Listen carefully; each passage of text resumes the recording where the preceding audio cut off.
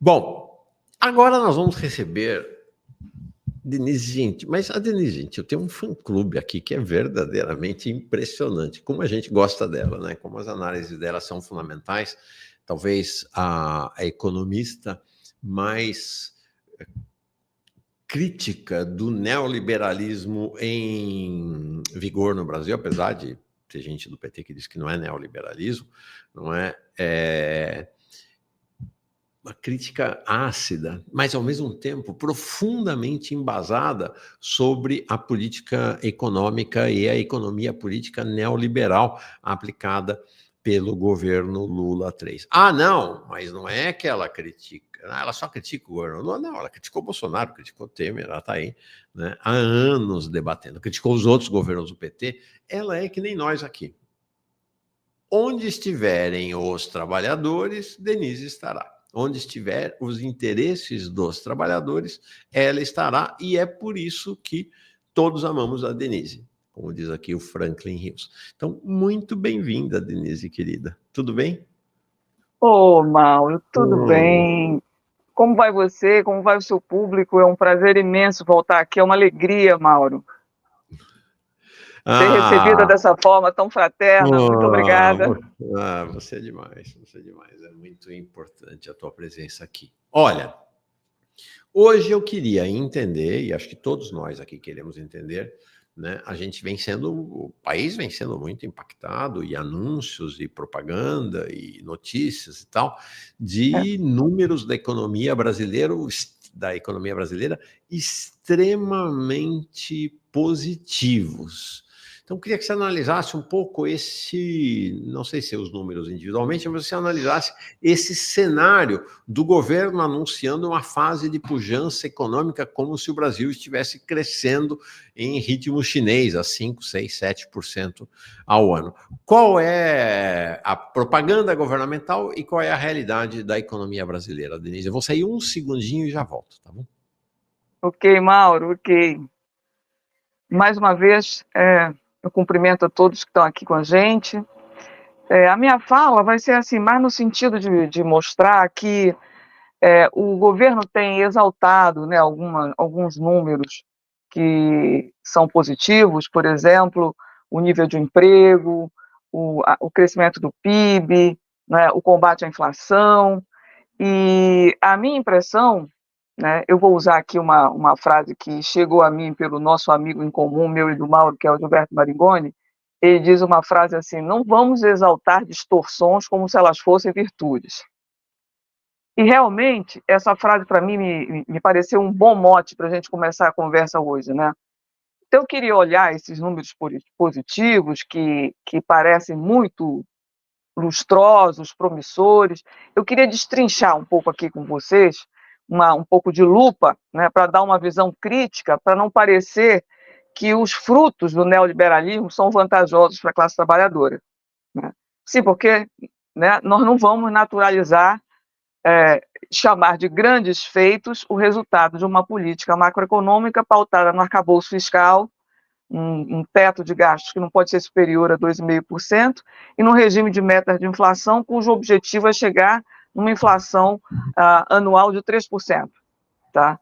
Então, é preciso, né, que a gente olhe com lupa para chamar esses grandes feitos de mera retórica, porque não são grandes avanços o que tem pela frente, né? Como eu gostaria muito de mostrar aqui para você, Mauro, e para os nossos amigos, companheiros aqui do programa. Então, a pauta da política econômica do governo é o novo consenso macroeconômico, né? Nós temos uma pauta ditada pelas finanças, pelo capital rentista, pelos interesses da Faria Lima, né? Nada mudou com relação ao governo Temer, Bolsonaro, com relação aos anos 90, de FHC. Nós estamos no campo do neoliberalismo, no campo da financiarização, com o Banco Central e o Ministério da Fazenda completamente engajados na pauta neoliberal, né? E isso, cumprir com o arcabouço fiscal, é a grande meta do Haddad, né? Isso significa fazer um aperto seletivo para os pobres, né? E gastar, né, disposição para gastar trilhões em juros com os ricos. E não é força de expressão, né? Porque esse ano nós gastaremos mais de 1 trilhão com os ricos. E essa meta absolutamente inalcançável de inflação. Então, a política econômica, que está condicionada por esses parâmetros super rígidos, né, não tem nenhuma resistência da centro-esquerda petista, como você cansa de mostrar aqui, ao contrário, né? Se aprimora essa regressão. Então, o que eu vou tentar fazer aqui? Eu vou tentar mostrar que há uma adesão submissa das lideranças políticas a essas pressões do receituário neoliberal e que a gente tem que olhar esses resultados que aparentemente surgem como positivos com muita crítica, porque senão nós vamos acabar naturalizando esses pífios resultados do neoliberalismo como se eles fossem algo fantástico. Eles não são, né? Então, eu queria começar, Mauro, pelo PIB, certo? Queria dizer o seguinte, olha, a gente lê os artigos mostrando que o PIB brasileiro, depois que o governo Lula iniciou, em 2023, ele vem crescendo a uma taxa superior a 3%, né? Foi 3,2% em 2023, 3,4% em 2024, e em 2025 desacelera mesmo. Provavelmente, em 2025, o PIB vai ficar perto de 2%, entre 2,1% e 2,2%. E o relatório Focus já dá um PIB de 2,1%. É isso que o mercado está esperando, né? E a estimativa para 2026 está abaixo de 2%, está em 1,8%. Certo? Então, o que está acontecendo? Né? Quer dizer, um governo aparentemente promissor pisa no freio nas vésperas da eleição, certo? Então, a gente vai sair de um PIB médio de 3,3% nos 2 primeiros anos para cair para um PIB de 2%. Isso é um tranco, mas é um tranco planejado pelos gestores da política econômica, Galípolo e Haddad. Né? Crescer pouco é um projeto de governo. É um projeto, né, que, quando você compara com as outras economias do mundo, ele fica realmente muito modesto. Né? Por exemplo, se você compara o ano de 2024, em que a gente cresceu 3,4% com a Índia cresceu 6,7%. Uau! A Índia, não sabia, 6,7%? 6,7%. Tá? Quando você compara com a China cresceu 5%. Com a Indonésia cresceu 5%. A Rússia, que está em guerra, cresceu mais que nós, cresceu 4,1%. Costa Rica cresceu mais que o Brasil. Costa Rica cresceu 4,3% em 2024. Certo? Então, o crescimento do Brasil podia estar no outro patamar, né? Mas nós temos uma política macroeconômica enviesada, programada para o baixo crescimento, programada para o subdesenvolvimento, programada para não nos tirar dessa condição de periferia subalterna. E depois, Denise, uma coisa interessante sobre o PIB, você me corrija se eu estiver errado, tirante o período da pandemia, que de fato foi um período absolutamente excepcional, a taxa média de crescimento do PIB do governo Lula atual não está tão diferente da taxa de crescimento do governo Bolsonaro. Não. Se você tirar a pandemia, que eles ficam dizendo, né? Está crescendo muito mais, não para de crescer, está crescendo 10 vezes mais. Não está. É uma taxa média semelhante, né? Exatamente, Mauro. E vou te falar mais. O FMI está estimando que em 2025 os países emergentes vão crescer 4,2%. Nossa! Enquanto nós vamos crescer 2,2%, 2,1%. Né? O crescimento projetado para a Índia, por exemplo, você se admirou ainda agora, é de 6,5% para 2025. Né? Quem está com um crescimento aí perto do nosso são os Estados Unidos, 2%, etc. Mas eles estão vivendo uma crise imensa, né? Para eles, 2% é muito. O PIB do terceiro trimestre, Mauro, vai sair agora, essa semana, né? O PIB do terceiro trimestre de 2025. A gente vai poder avaliar melhor. Então, a avaliação que eu vou trazer hoje aqui para você e para todo mundo que conversa com a gente é uma avaliação preliminar, ainda um pouco no escuro, sem esses dados do terceiro trimestre. Então, vai ser um pouco de sondagem, né? Mas já está se esperando, para esse PIB do terceiro trimestre, um crescimento muito baixo, de 0,2% no trimestre. E por quê? Porque os juros estão muito altos. Até os economistas conservadores dizem isso. Nós estamos com um PIB real, um juro real de 10%. Então, a economia realmente reduziu muito o ritmo, né? Então, mesmo com a inflação em queda, a economia desacelerando, não se espera que o Copom, Mauro, diminua os juros na próxima semana. Há uma grande aposta de que a Selic vai demorar a cair, porque o Galípolo quer atingir o centro da meta de 3%. Ele não se conforma de ter uma inflação que já está abaixo do limite superior do intervalo da meta, da banda. Ele quer ficar, o intervalo superior a 4,5%. Nós já estamos com uma estimativa inferior a 4,5%. Mas ele quer atingir o centro da meta, então, provavelmente, pela fala dele, pela entrevista que ele deu, a última recente, a taxa de juros não vai cair agora, mesmo com os resultados positivos, e nem em janeiro. Tá? E nem em janeiro. E provavelmente, ao longo de todo o ano de 2026, ela vai ficar em 12%. O resultado mais baixo do ano vai ficar em 12%. Isso não é nada, né, Mauro? Não. Isso não é absolutamente nada para reverter qualquer cenário. Então, Mauro, se a economia brasileira ainda conseguiu crescer um pouco este ano, com todas essas amarras, com toda essa camisa de força, deve-se basicamente, e aqui eu vou correr um risco, né, porque o ano não está fechado, e nós só temos o dado do primeiro semestre, mas os dados que eu levanto me levam a crer que o que está puxando o crescimento de 2% de 2025 são dois fatores. Em primeiro lugar, as exportações. Tá?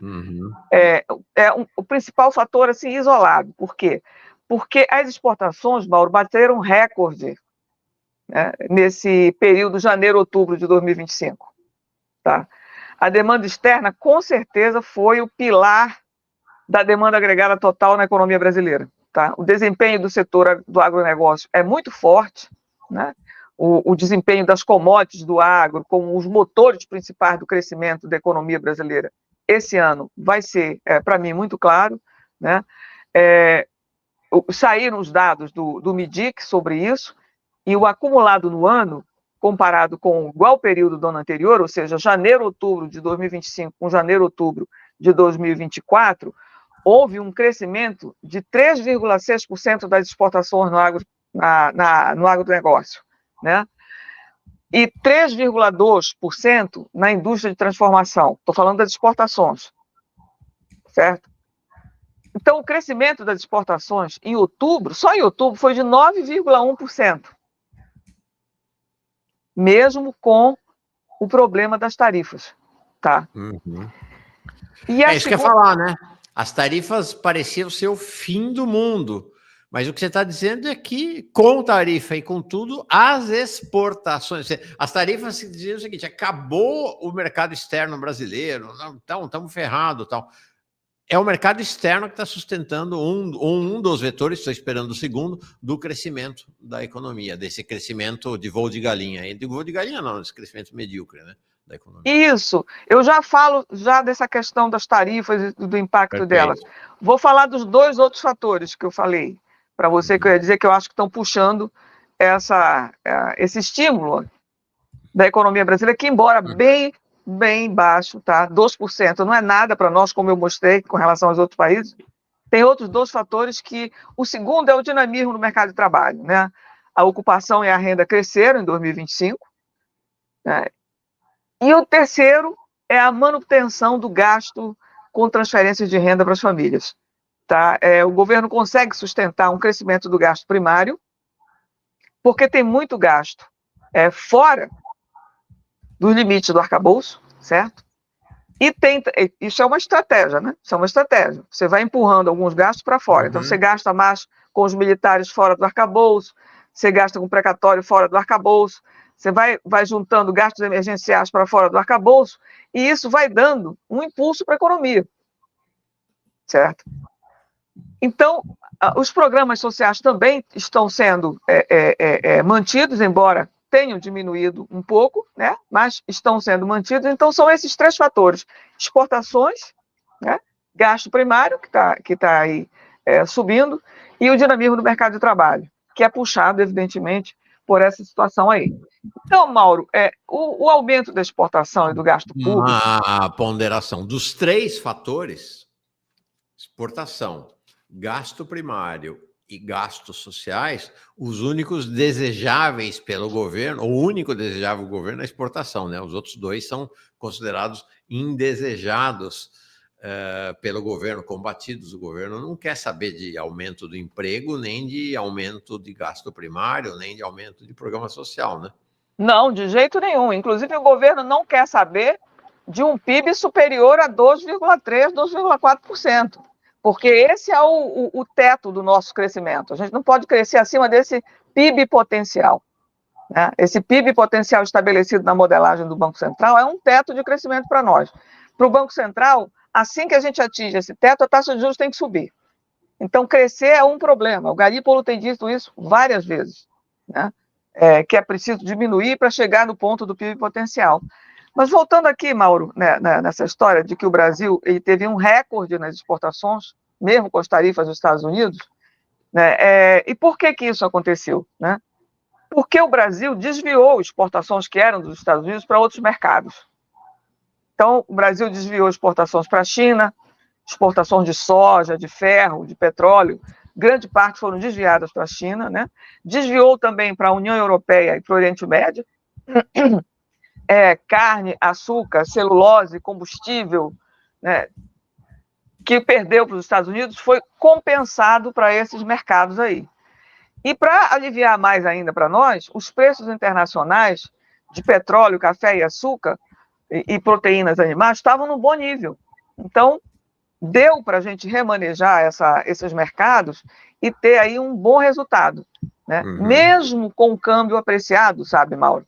Porque o câmbio apreciado, depois eu vou discutir isso, é um dos trunfos para reduzir a inflação pelo Galípolo, né? É o trunfo central para reduzir a inflação. Mas ele traz um enorme prejuízo para as exportações, certo? Depois eu vou querer analisar com você quais são os efeitos danosos de você combater a inflação. Você fica dizendo, olha, o Brasil está ótimo, o PIB está crescendo, o emprego está subindo, o dólar está barato, como se tudo isso fosse vantagem. O dólar barato não é uma vantagem para nós, traz muitas desvantagens, eu queria falar isso com você. Mas mesmo com esse câmbio apreciado, ainda ficou relativamente competitivo para o agronegócio exportar. Porque lá fora os preços estão bons e porque aqui dentro o agronegócio tem uma alta produtividade, tá? Altíssima produtividade e tem muita desoneração, certo? Tem muita desoneração. Além, né, do Mauro, do crédito. O Plano Safra está aí para ajudar o agronegócio. Então, o câmbio apreciado, ele tem um impacto pouco relevante para o agronegócio. Por isso que as nossas exportações explodem. Mas para a indústria exportadora é um grande problema, tá? É um grande problema.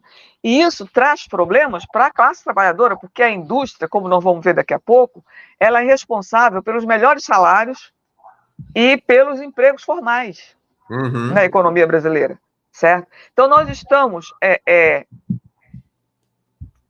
aprofundando a regressividade da nossa estrutura produtiva. Nós estamos aprofundando os traços fundamentais do subdesenvolvimento, né? Então, andando mais um pouco para frente, né? Como é que foi, então, exatamente o resumo do impacto, desculpa a insistência, o resumo do impacto econômico da tarifa dos Estados Unidos? O impacto macro foi pequeno, né? Não impediu o recorde de exportações, não derrubou as exportações totais, mas teve um grande impacto setorial negativo. Afetou carne, afetou café, afetou frutas e afetou, sobretudo, os produtos industrializados, né? A perda de margem no setor industrializado foi grande, né? Não deu para redirecionar os mercados e houve uma grande pressão sobre os preços do produtor, tá? E esse comércio bilateral Brasil-Estados Unidos precisa ser reconstruído, porque muita coisa se perdeu market share, houve uma piora, né, nas relações comerciais em alguns segmentos, isso precisa ser refeito. Então tem aí algum impacto, tá? Agora, Mauro, só para recuperar um pouco, né? Eu acho que foi dia 20 de novembro, Dia 13 de novembro, a Casa Branca emitiu uma ordem executiva retirando parcialmente a sobretaxa, certo? Então, muitos produtos que antes estavam tarifados foram isentos. A carne bovina, o café, as frutas tropicais, etc. E uma parte das sobretaxas adicionais foram caindo. Quer dizer, caíram aqueles 10%, depois caíram os 40% das tarifas, né, de tal forma que agora só ficaram 22% das exportações tarifadas, né, tarifadas com 40%. E 15% estão sujeitos àquela tarifa de 10% a 27%, 10% ali.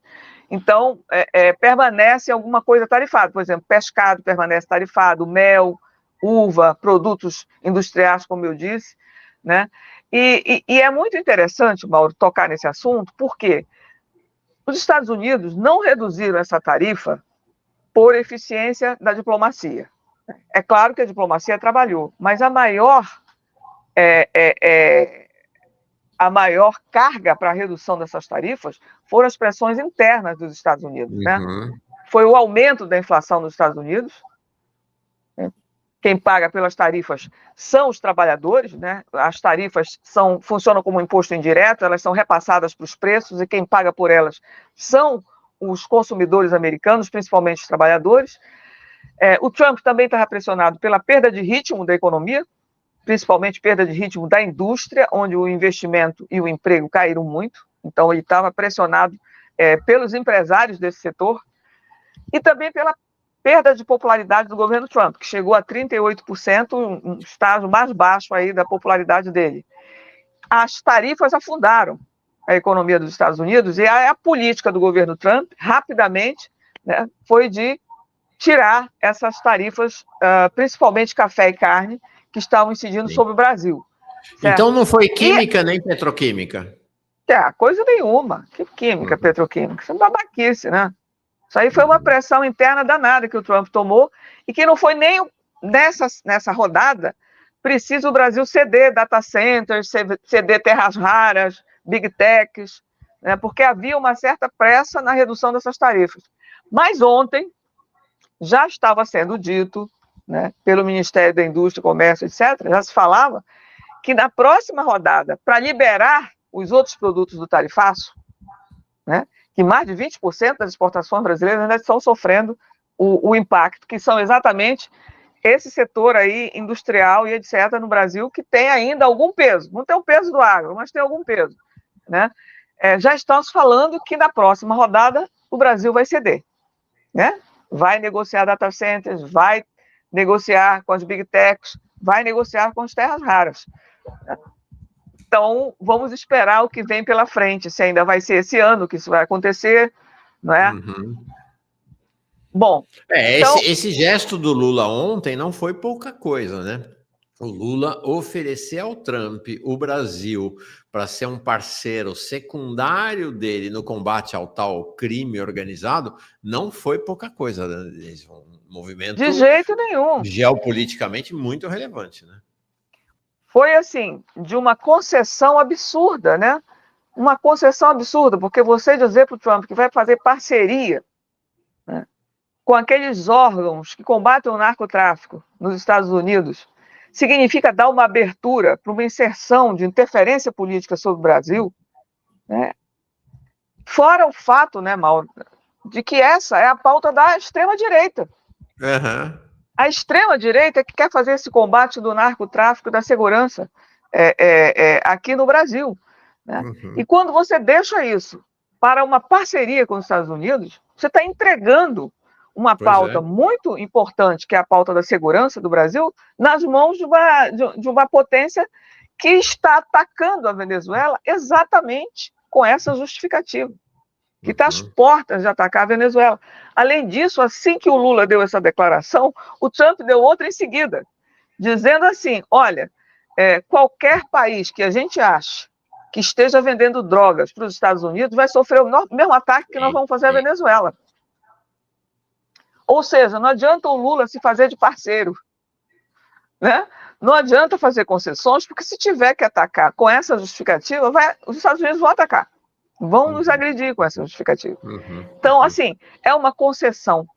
Era isso aqui que eu queria chegar, Mauro. são concessões desnecessárias, porque os Estados Unidos estavam precisando abrir, né, para o Brasil essa questão das tarifas, né, estavam precisando diminuir de fato, porque estava causando muitos problemas internos com os empresários americanos, industriais, né, porque os custos dos insumos estavam subindo muito lá, né, pelos problemas, né, de desequilíbrio das cadeias de abastecimento dos Estados Unidos, pelo problema de desemprego que está causando lá, custo de vida altíssimo, né. Então, isso aconteceria independentemente dessas concessões absurdas que estão sendo feitas agora.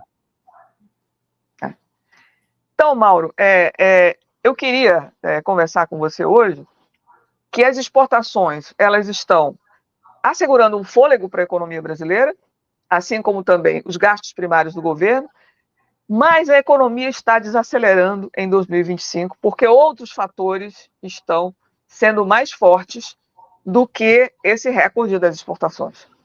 Tá?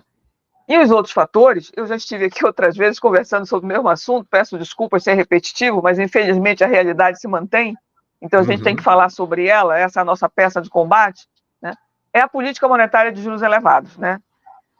Desde setembro de 2024, a economia brasileira vem impactada, né, pelos efeitos acumulados da passagem da Selic de 10,5% para 15% ao ano num espaço curtíssimo de tempo. Esse é o governo Galípolo, né? Então, afeta de forma negativa o desempenho da demanda agregada no Brasil, principalmente o desempenho dos investimentos, da formação bruta de capital fixo, que já estão desacelerando fortemente, crescimento negativo já. Então, esse é o primeiro fator, taxa de juros, né? Não adianta fazer o agro crescer que não compensa o impacto negativo dos juros. É preciso deixar isso claro. A queda do ritmo de crescimento do crédito também é um outro fator, né? A queda do crédito e o encarecimento desse crédito é um outro fator que comprime a demanda agregada. Um terceiro fator é que a massa salarial, apesar dela, né, do nível de desemprego baixo, a massa salarial já está arrefecendo, tá? E eu explico mais um pouquinho daqui a pouco. Eu vou mostrar para você que a taxa de crescimento do salário médio é declinante. Cresce a taxas cada vez menores, certo? E o quarto fator, eu já tinha antecipado aqui, né? O governo central consegue fazer o PIB crescer, mas, de novo, cresce a taxas menores do que 2024. Tá? Cresce a taxas declinantes. Então, a despesa primária do governo central, em 2025, no acumulado de janeiro a setembro, caiu 3%, com relação ao mesmo período de 2024. Tá?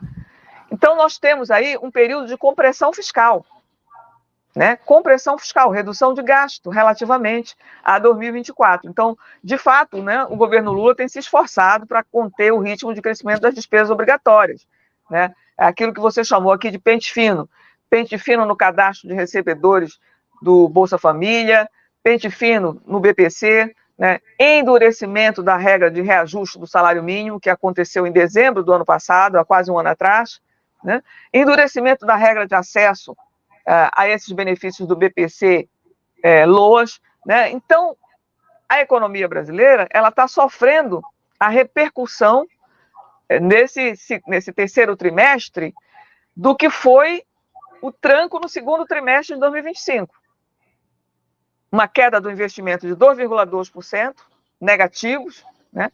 E queda no consumo do governo de menos 0,6%. Isso está se rebatendo no segundo semestre de 2025. Então, resumo, né?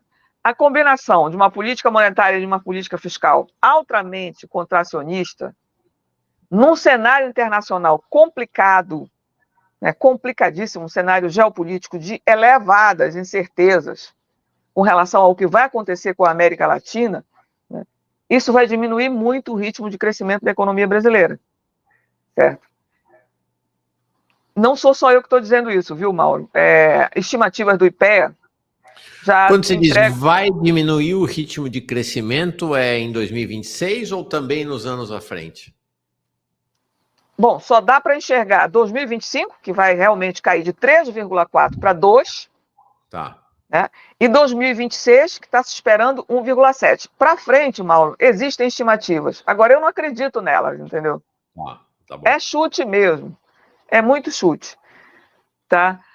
Mauro, eu queria falar um pouquinho da indústria, né? Os sinais terríveis que vêm da indústria. Por quê? Por que eu faço questão de falar sobre isso? Porque o nosso retrocesso produtivo é muito grande, né? O nosso retrocesso estrutural é uma coisa absolutamente fantástica nesses 25 anos. E não houve nada de diferente feito pelos governos petistas que passaram 17 anos que fizesse mudar o ritmo desse atraso estrutural que a gente está vivendo. Saiu ontem o dado de outubro da indústria, e em outubro, a indústria em geral cresceu 0,1%. Isso é uma estagnação, né? O dado é ruim, o dado é muito baixo, as expectativas eram de dados muito melhores do que esse. Então, a indústria acumula, eu falei outubro 0,1%, quando você vai ver o ano, os 12 meses até outubro, em comparação com os 12 meses até outubro de 2024, a indústria cresceu apenas 0,9%. Quer dizer, um crescimento menor que 1%, né? Hoje, o setor industrial brasileiro está 14,8% abaixo de 2011, certo? E o que cresceu, esse pouquinho aí que cresceu de 0,9%? Foi o crescimento da indústria extrativa, certo? Uau. É petróleo, é ferro, é gás natural, é a indústria extrativa, não é a grande indústria. É o fazendão. É a indústria de gado ao fazendão, a indústria de gado ao extrativismo, certo? E o preço alto que isso cobra para o meio ambiente para nós, né? Porque tanto o agro quanto a indústria estão sendo puxadas por essa característica da economia brasileira de ser hoje uma economia produtora de commodities e uma plataforma de valorização financeira. O preço alto que isso está nos cobrando em termos de estrutura produtiva. Tá? Então, apesar do aumento das tarifas, né, de importação dos Estados Unidos, apesar do relaxamento das tarifas, o efeito dos juros altos ele tende a pesar muito, Mauro. E nós acabamos inviabilizando com esses juros qualquer alternativa de mudança estrutural para a economia brasileira. É inviável qualquer mudança, né? Então, 12 dos 25 ramos da indústria cresceram, os outros não cresceram, né? E esse destaque para a indústria extrativa. Uma coisa interessante são os relatórios do IED, o relatório do Instituto de Estudos para o Desenvolvimento Industrial. Eu vou ler um parágrafo do relatório deles, Mauro. Eles dizem assim, olha, no terceiro trimestre de 2025, o desempenho industrial do Brasil não esboçou reação sob o peso da conjuntura de elevadas taxas de juros e dos desafios provocados pelas mudanças internacionais. Não foi, porém, a única atividade a se enfraquecer. As vendas do varejo, importantes para o escoamento de muitos bens industriais, também piorou e até mesmo os serviços não passaram totalmente ilesos. A produção da indústria geral ficou virtualmente estagnada. Um resultado que não é inédito, mas que vem renovando a trajetória descendente. Neste último período, quer dizer, no terceiro trimestre de 2025, 54% dos ramos industriais ficaram no vermelho. Nossa. 54%. E tem um outro dado, Mauro, que eu acho absolutamente acachapante. Saiu um dado de produtividade do trabalho da indústria no Brasil. É um trabalho de uma economista da Fundação Getúlio Vargas, chamada Silvia Matos. E ela deu o seguinte dado, saiu ontem isso. A produtividade do trabalho na indústria caiu 23% em 30 anos. Foi matéria do Valor Econômico. A queda da produtividade do trabalho por hora trabalhada no setor industrial foi de 0... Impressionante. Impressionante. Foi 0,9% ao ano ao longo de 30 anos. Mauro, o que significa esse resultado? Significa que nós andamos na direção oposta da Coreia do Sul, da China, da Alemanha, dos Estados Unidos, onde a produtividade industrial dobrou, ou mais que dobrou, nesse mesmo horizonte de 30 anos. Enquanto a nossa reduziu 0,9 todos os anos, a deles dobrou. Então, a distância entre o Brasil e os países desenvolvidos aumentou substancialmente. Esse é o resultado do neoliberalismo. Esse é o resultado da financiarização. Esse é o resultado do arcabouço fiscal, do regime de metas de inflação, certo? É nos aniquilar enquanto uma possível potência emergente. Né? Esse comportamento da produtividade, esse diagnóstico, Mauro, revela, né, que nós estamos perdendo densidade tecnológica, né, que nós estamos fazendo uma menor incorporação de máquinas modernas, que está faltando inovação, que está faltando investimento em P&D, que está faltando digitalização, automação, que o nosso parque industrial está envelhecendo. Nós temos uma desindustrialização envelhecida, prematura, com regressão tecnológica, né? Nós estamos perdendo soberania produtiva. Um país que perde soberania produtiva vai negociar como com os Estados Unidos? Como é que você senta na mesa para negociar tarifas, invasão na Venezuela, provável invasão com justificativa de narcoterrorismo no Brasil, se você não tem soberania produtiva, né? A indústria perde competitividade externa, as exportações se reprimarizam, né? Então, todo esse problema dessa sofrência da política macroeconômica que nós estamos passando. Agora, Mauro, eu queria fazer uma observação, Denise, nós estamos num aqui. beco sem saída enquanto se mantiver essa lógica neoliberal. O Brasil não tem alternativa. Não tem alternativa, e eu queria dizer o seguinte, Mauro, eu tenho ouvido muito meus colegas falarem assim, olha, bastava nós reduzirmos, nós aumentarmos o limite superior da banda de inflação, que hoje está em 4,5%, para 5,5%, 6%. Bastava que nós aumentássemos o limite do gasto primário de 2,5%, que é o arcabouço fiscal, para 3,5%. Bastava que nós mexêssemos nos parâmetros da política macroeconômica para que nós mudássemos essa estratégia estrutural. Eu digo para vocês, não. Enquanto nós tivermos um regime de acumulação financeirizado, mudanças de parâmetro não vão resolver o nosso problema estrutural. Nós temos que mudar o regime de acumulação.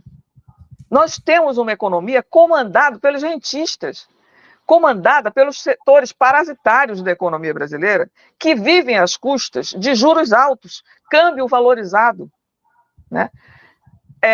Financiarização do agribusiness, financiarização do combate aos problemas ambientais. Tudo se financiarizou, até mercado de carbono. Então, enquanto não mudar essa lógica rentista, e isso é uma volta muito grande na política brasileira. Sim. Não basta você mexer nos parâmetros, né? Eu queria muito dizer isso aos meus colegas mais jovens, que a mudança de parâmetros não resolve o nosso problema estrutural. Sim. Porque o motor da economia hoje é comandado por uma elite financeira, né, que extrai, né, riqueza e valor a partir da especulação. Para você mudar para uma economia voltada para o trabalho, para a produção, você tem que mudar o regime de acumulação. Você tem que mudar, inclusive, toda a estratégia do governo, certo? Eu queria falar umas coisinhas aqui, Mauro, sobre a inflação estar cedendo, tá? A nossa inflação, mesmo quando ela cede, o Banco Central não muda o parâmetro de 3% como centro da meta. Então, não adianta você aumentar o limite superior, dar mais prazo para alcançar, certo? Se mesmo quando a inflação cai, o governo não muda a estratégia econômica, não muda assim, olha, a economia, a inflação está cedendo, né? O real se valorizou 18% de janeiro até dezembro, Mauro. Isso foi uma ajuda muito grande para cair a inflação no Brasil, porque o câmbio é o principal fator que puxa a inflação para baixo. Mas não apenas isso, né? O preço dos alimentos caiu, certo? O preço do petróleo caiu muito, o petróleo está muito baixo. Entre junho de 2025, por exemplo, o barril Brent saiu de $73, né, dia 20 de junho, para 62 em 3 de dezembro. Então, É uma ajuda enorme. Isso ainda não se reflete muito no preço da gasolina, mas já baixou bastante o preço da gasolina, certo? Também não é nenhuma concessão do governo Lula, é que o petróleo caiu em nível internacional, né? Então, Sim. a inflação no atacado, no agronegócio, a inflação no atacado agropecuário e industrial, ela está contida.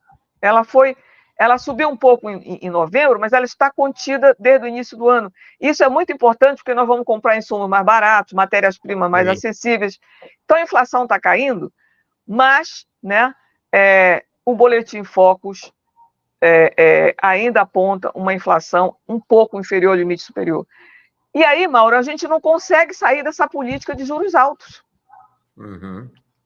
Nós temos que abandonar completamente o neoliberalismo para sair disso. Né? E aí, eu não sei como é que está meu tempo, eu queria falar do emprego, que é o tão festejado emprego. O Eu último ia dado do falar assim, IBGE... eu sei que você precisa sair logo, né? Mas eu não queria te liberar sem você falar dessa questão do emprego e salário. Você falou que a massa salarial está caindo e o governo faz propaganda do contrário, né? Isso. O emprego, Mauro, está em 5,4%, já noticiou várias vezes aqui, é um mínimo histórico, né? Nós estamos vivendo isso, mas os números, né, não são assim tão lustrosos, certo? O que os economistas estão dizendo? Olha, nós estamos aí diante de um paradoxo, porque os juros subiram muito, a economia deveria ter esfriado e o desemprego devia ter aumentado. Mas isso não aconteceu, né? Os juros subiram e o nível de emprego continua, o mercado de trabalho continua aquecido. Mas o que eu quero dizer é o seguinte, o mercado de trabalho não está aquecido. Eu não considero, e alguns economistas como eu também não consideram, que o mercado de trabalho esteja aquecido. A gente tem que olhar direitinho esse número do desemprego. Por quê? Porque existem economistas que estão dizendo, por exemplo, que o que diminuiu foi a força de trabalho. A taxa de desemprego é uma razão entre o número de desocupados e a força de trabalho.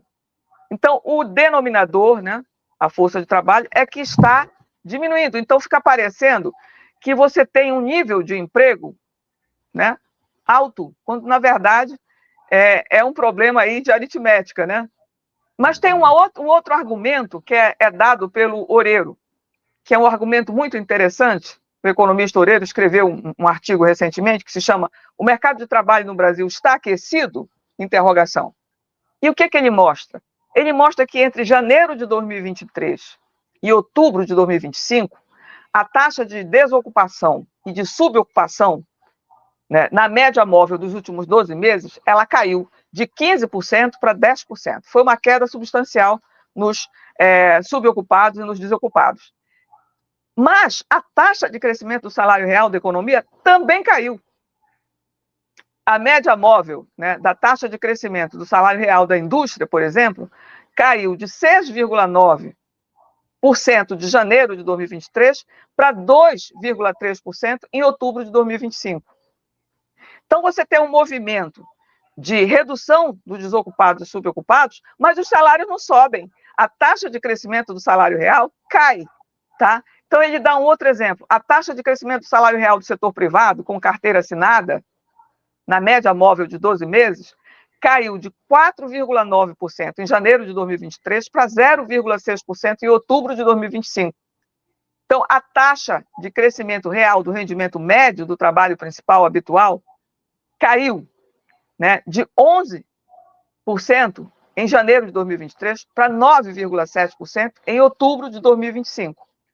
Em suma, resumindo essa numerada toda que eu falei, os dados apontam, Mauro, que tem uma correlação positiva, ao invés de negativa, entre redução da taxa de desocupação e taxa de crescimento do salário real.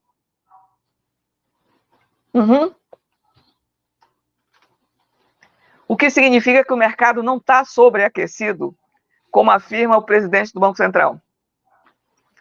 Porque os salários médios reais estão em queda desde janeiro de 2023, a taxa de crescimento. Entendeu? Então, outro dado interessante do CAGED. Quais são os empregos que crescem? Desculpa, Mauro. Não, tudo bem. Uma outra distorção que a gente tem que ver. Onde é que são os empregos que crescem? No setor de serviços. Tá? Ora, o setor de serviços é aquele que tem os terceirizados, o emprego intermitente, o precariado, está todo no setor de serviços. Depois da reforma trabalhista, isso ficou muito pior. Né?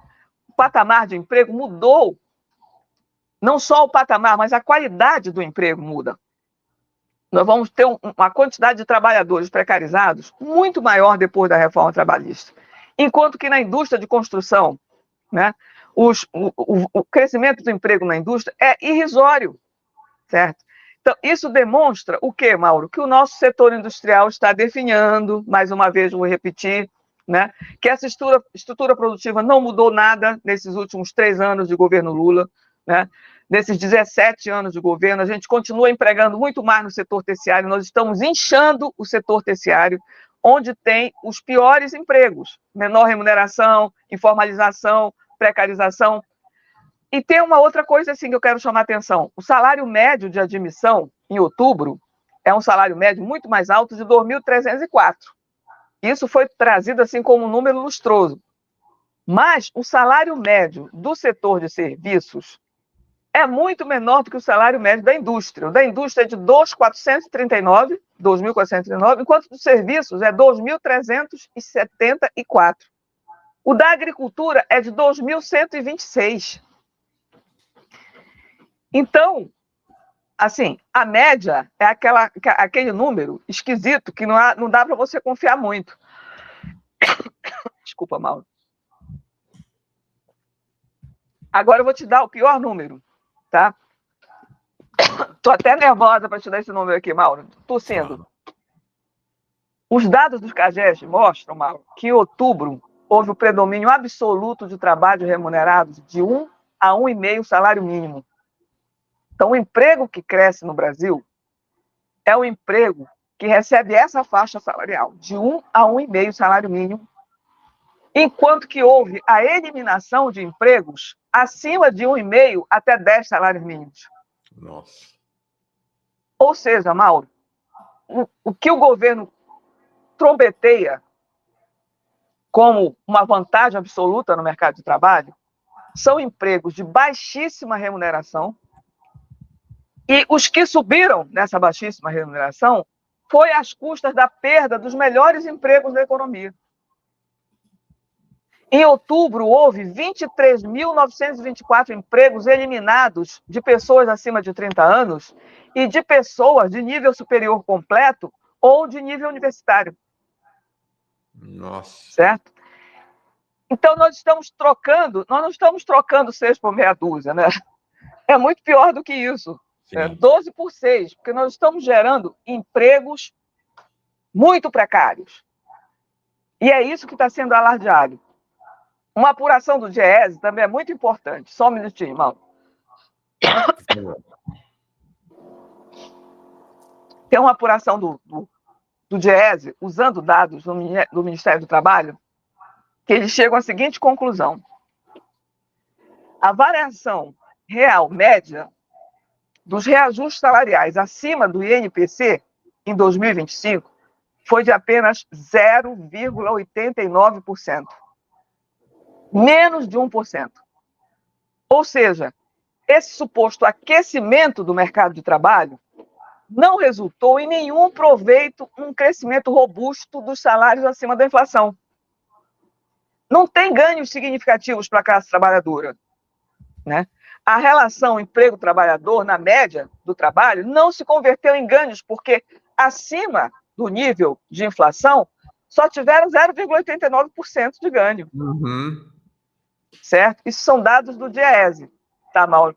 Então, a precarização, Mauro, é tão grande que saiu um número, esse número é do Banco Central, inclusive, tá? Dia 25 de setembro, o Banco Central apresentou um cálculo que mostra, né, que chama-se um Relatório de Política Monetária referente ao terceiro trimestre de 2025. O relatório sugere que o aumento do número de trabalhadores por aplicativos de transporte e de entrega foi que inchou esse nível de ocupação. Uhum. E ele representa uma transformação estrutural no mercado de trabalho brasileiro. Não é que seja apenas um emprego extra da força de trabalho. Não, ele Sim. passou a integrar o trabalho formal e informal na economia brasileira, e isso expandiu a força de trabalho, certo?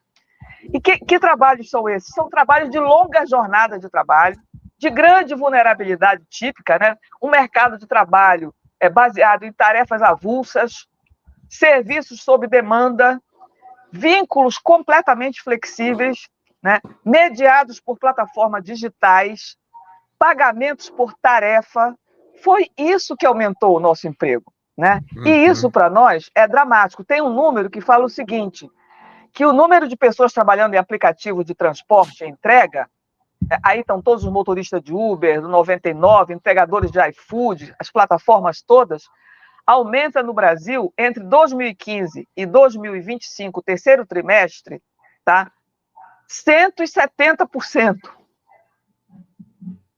É um salto, certo? No trabalho precarizado. É um salto, né? As jornadas de trabalho são mais longas, né? Eles não têm nenhuma proteção trabalhista nem previdenciária, né?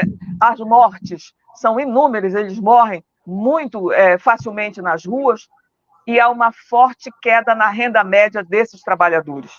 Tá? O rendimento médio era inferior a R$ 2.400, tá? Com jornadas entre 49 e 60 horas semanais.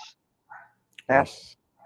Exatamente. Então, Mauro, nós estamos vivendo uma situação que a gente tem que parar de dar para esses resultados do neoliberalismo vantagens que não tem, certo? Não existem essas vantagens. As tarifas, né? Já falei das tarifas um pouco para você, né? O que mais que eu poderia trazer aqui para você, Mauro? A situação do emprego, a situação da indústria, que é muito ruim, a situação do PIB, certo? Essa situação da precarização, esses empregos, esses números escondem uma terrível precarização da força de trabalho na economia brasileira, e dizer que nós temos que mudar completamente esse regime de acumulação, porque esse regime de acumulação ele não tem nenhuma estratégia de crescimento econômico, Mauro. E não quero sair daqui sem dizer algumas palavras sobre esse momento de transição que a economia capitalista está vivendo, né? Em que as economias que são economias realmente pujantes hoje, são as economias que ousaram romper com essa dependência, que ousaram enfrentar o neoliberalismo, como é a China, como é a Índia, como é Indonésia, alguns países do BRICS, que ousaram criar uma política independente, autônoma, né, soberana, criar caminhos próprios, enfim. Então, eu acho, Mauro, que, em primeiro lugar, a gente tem que se voltar para a reconstrução da nossa base produtiva, nós precisamos reindustrializar o Brasil, nós precisamos fortalecer as cadeias produtivas internas, fortalecer o mercado de trabalho, se voltar para a produção doméstica, né? Nós dependemos cada vez mais do extrativismo, como você muitas vezes diz aqui, nós precisamos voltar a nossa economia para as cadeias produtivas que usem os nossos recursos minerais e naturais para a indústria, para o beneficiamento deles, né? Então, nós precisamos beneficiar os alimentos que a gente exporta, nós precisamos beneficiar bebidas, precisamos beneficiar o petróleo, o gás, né? Precisamos beneficiar, fazer siderurgia, metalurgia, estimular a indústria aeroespacial, né? Criar uma indústria de defesa sólida, independente, porque sem uma indústria de defesa sólida, independente, sem uma soberania produtiva nesse setor, nós não temos como enfrentar o império, né? Isso precisa ser feito de uma forma urgente. Nós precisamos dominar tecnologias estratégicas do século XXI. Né? Nós temos que entrar nesse século XXI. Nós ainda não entramos no século XXI. Nós temos que investir em tecnologia que use inteligência artificial, semicondutores, né? Energias limpas, biotecnologia, novos materiais, né? Nós precisamos entrar nisso. A nossa indústria ela está envelhecendo, nós estamos fazendo o passo oposto, né? Esse tipo de indústria moderna, de inteligência artificial e semicondutores, não pode ser monopólio de poucos países, né?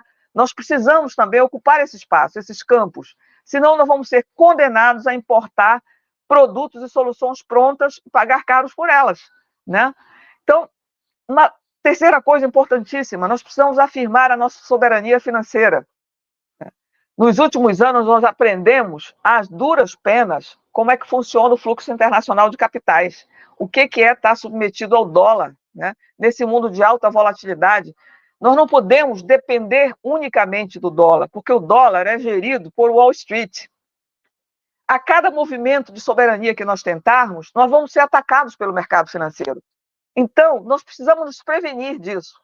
Andar na direção de uma reindustrialização, mas também de uma autonomia financeira. Nós precisamos aumentar o nosso comércio em moedas estrangeiras que não sejam o dólar, moedas alternativas, como o renminbi, moedas como o rublo, moedas dos países dos BRICS, né?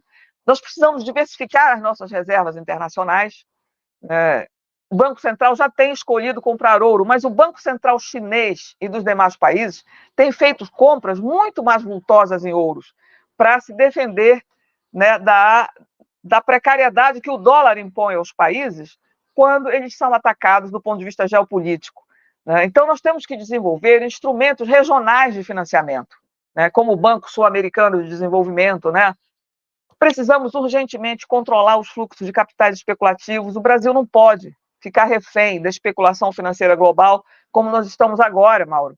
A nossa Bolsa de Valores deu um salto e não tem nada a ver com o Brasil, tá? Isso é uma outra coisa importante de se conversar aqui.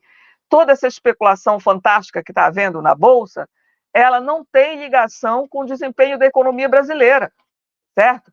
Ela é resultado do que está acontecendo lá fora, nos Estados Unidos. Isso é importante, né? Porque a mídia progressista e o governo ficam vendendo que o crescimento da Bolsa é resultado da política econômica do governo Lula e do sucesso econômico do país, né?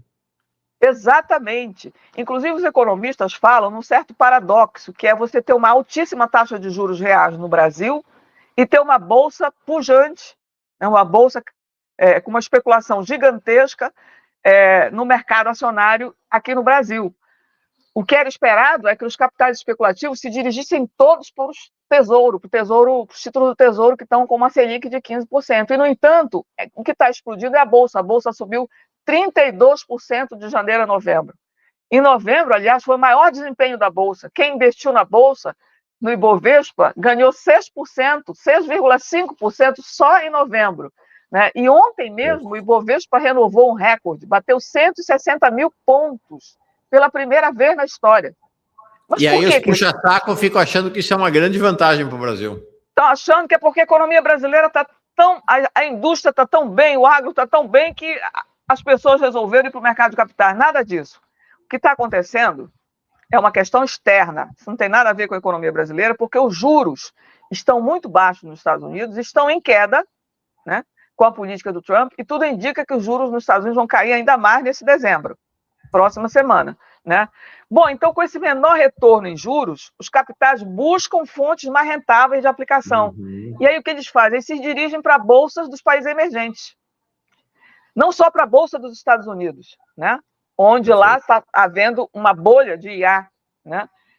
Bolha, inclusive, no mercado de imóveis, né? Principalmente em Miami, né? Lá tem uma bolha das 7 magníficas, a Nvidia, Amazon, Alphabet, Apple, Microsoft. Mas eles também vêm para a Bolsa Brasileira. E não só para a Bolsa Brasileira, para a Bolsa do Chile também, para a Bolsa do México, né? Então, é isso que está fazendo a Bolsa Brasileira crescer. Perfeito. Tá? Tá bom, Denise, tá bom. Eu te ocupei demais. Você tinha pedido para sair mais cedo hoje, para sair antes, mas 9h20 a gente tinha combinado, são 9h39 e você ainda está aqui. Mauro, obrigado, ficar aqui no Manhã é um prazer para mim, Mauro. A sua companhia, a companhia aqui do pessoal que está com a gente, é para mim uma honra. Né? Para nós é uma aula, diz o Diogo Chakra aqui, uma aula da Denise. A curadoria do Mauro é fera. O Gabriel pedindo aqui, cortes e mais cortes para essa entrevista, especialmente sobre essa parte da empregabilidade, por favor, Mauro. Eu estava aqui enquanto a Denise ia falando, eu já ia anotando aqui. É isso aí. Bom, nós vamos continuar com a deputada Mônica Seixas. O Vitor faz uma proposta. Mauro, sugere para ela ter uma pausa para descansar a garganta, camarada. A gente espera ela tomar água com mais calma. Está muito bom, a gente espera, mas ela foi tomando água. Ela muito, muito mais obediente e razoável do que eu, que tomo pouquíssima água durante o programa. Mauro, eu sou passional, Mauro. Eu sou absolutamente passional com essa história do que está acontecendo. Mauro, a gente precisa criar um Estado desenvolvimentista, Mauro. Não existe desenvolvimento sem um Estado forte, um Estado capaz de planejar, de coordenar, de investir pesadamente, de induzir os investimentos de longo prazo, de fazer maciços investimentos. E não dá para fazer isso, né, com um arcabouço fiscal. Mas a tese do Haddad é de que a capacidade de investimento do Estado acabou e que o que vai desenvolver a economia é o setor privado, né? O que o Haddad fala, abertamente. Abertamente, mas o Haddad, né, precisa estudar história, ele precisa estudar, inclusive, o desenvolvimento comparado de outras nações que avançaram e que hoje são as nações emergentes e mais prósperas, né? Nós precisamos de empresas públicas estratégicas, ao invés de privatização. Nós precisamos de banco público, de fomento, mas de fomento no setor produtivo, e não fazendo PPPs, tá? Enfim, nós precisamos de políticas industriais que apontem para futuro, para um futuro comum que envolva a classe trabalhadora, né? Que envolva não a queda dos rendimentos, como a gente está percebendo que há um crescimento decrescente dos rendimentos, né? Precisamos reduzir desigualdades, Mauro, essa chaga aberta. É isso aí. Denise, obrigado demais, viu? Você precisa vir mais vezes aqui, viu? O intervalo entre uma vinda e outra precisa ser menor, né? Eu fico insistindo com a Denise, viu? Ela é que reluta, ela que fica me enrolando aqui. Já quero dizer claramente aqui, por mim você vinha muito mais vezes. Obrigado demais, Denise. Obrigado demais. Sempre muito bom, viu? Mauro, eu que agradeço pela sua companhia maravilhosa. Os seus programas, Mauro, são uma parte importante do meu dia. Eu não passo sem vê-los, tá? Eu me informo, eu me instruo, eu aprendo. E você é um comandante. Quero que você saiba disso. Você é o nosso comandante, o comandante da esquerda radical. É aqui que a gente aprende, é aqui que a gente pega o rumo. Você é a minha comandante econômica, Denise. Obrigado demais para ti. Um beijão, até a próxima. Até a próxima.